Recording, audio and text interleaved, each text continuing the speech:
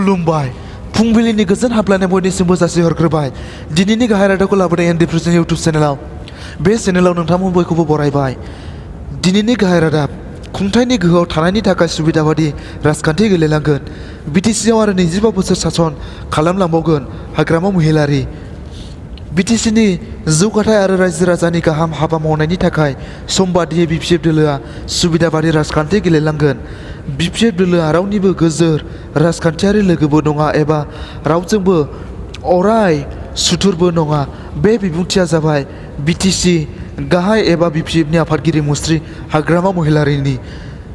बिस्तिबारखालि चिरां जिल्लानि बिजनीआव थानाय स्पर्ट्स एसोसिएशननि गेलेग्रा फोथाराव 5 नं क'क्राझार लकसभा बियाबनि बिसायख'थियाव बिजाथि महरै बिपिएफ दोलोनिफ्राय टिकेट मोननाय एबा बिजाथि मुस्रिमा प्रमिला रानी ब्रह्मखौ देरहासार खालामनांगौनि थाखाय बिपिएफ दोलोआ मोनसे गेदेर सुबुं गौमा खुङो। बे सुबुं गौमायाव गाहाय आलासि महरै बाहागो लाफैयो बिटिसिनि गाहाय हाग्रामा महिलारिया।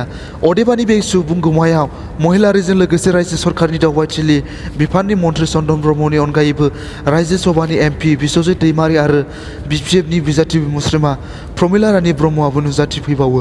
मेलखौ दैदेननो जायगानि एमएलए कमल सिंह नार्जारिया मख'जाथावदि फैगौ लकसभा बिसायख'थियाव दोलोनि बिजाथिनि दावहायाव मैखोमै इउपिपिएलनि बिजाथिजों जागोन होननानै मख'बावो। बिपिएफ दोलोनि दैदेनगिरिफोरा फिन एबसुखौ लानानै बिजनीआवबो माखासे अजद दिखांबावो। रायजो सरकारनि मन्थ्रि चन्दन ब्रह्मआ मख'नाय बादिब्ला एबसुआ रायजो राजाखौ थगायगासिनो दङ। बेबादिनो बिटिसिनि गाहाय मुस्रि हाग्रामा महिलारिया आरोबाव 25 बोसोर बिपिएफ दोलोआ सासन खालामलांबावगोन होननानै दाबिनायजों लोगोसे बिदायनि हानजा एनडिएफबि जोंबो जगाजग खालामनाया सोलिगासिनो दङ होननानै मख'बावो। बे सुबुं गौमायाव बारग' बेंगलि टाइगार फर्सनि गासै सा 300 सोद्रोमाजों लोगोसे संबिजिर दैदेननाय एनडिएफबिनि गासै सा 26 आखाइ दैखांनाय सोद्रोमाफोरा बिपिएफ दोलोआव हाबफैबावो। इउपिपिएलनि आफादगिरि उरखाव गोरा ब्रह्मनि उदैयाव मोनसे खुगायाव मुसे होननानै मख'नायजों लोगोसे फिन मिरु एबसुनि आफादगिरि प्रमद बर'खौ बेफारि होननानै अजद होबावो हाग्रामा महिलारिया। फैगौ लकसभा बिसायख'थियाव नब कुमार सरनियाजों बिपिएफआ बादायलायनाय जाया होननानै मख'ना हारिखौ फाननानै जागासिनो दं होननानै प्रमद बर'नि सायाव अजद लाबोबावो।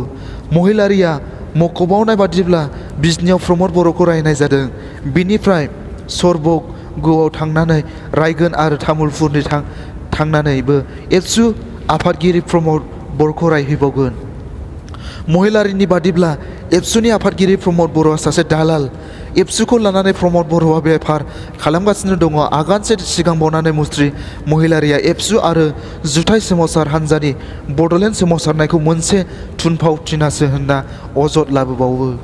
गुबुन गुबुन फोसावदिंनाय मेल बिथिंफोराव एबसुखौ थांखि खालामनानै लानाय मुस्रि महिलारिया बिजनीआवबो सुबुं गौमानि गेजेरजों गावनि बिबुंथियाव फोरमायथिबावनाय बादिब्ला आलादा बड'लेण्ड रायजोनि मुङाव एबसुआ रायजो राजाफोरखौ गोरोन्थि लामाजों दैदेनलांदों, बर' समाजखौ मूर्ख खालामगासिनो दङ।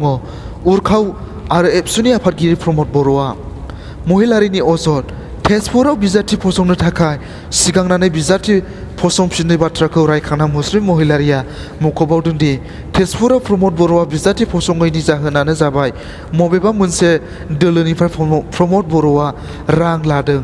अदेबानि मबे दोलोनिफ्राय रां लादों बेयो सोराङाव फैयाखैब्लाबो बेखौ गाव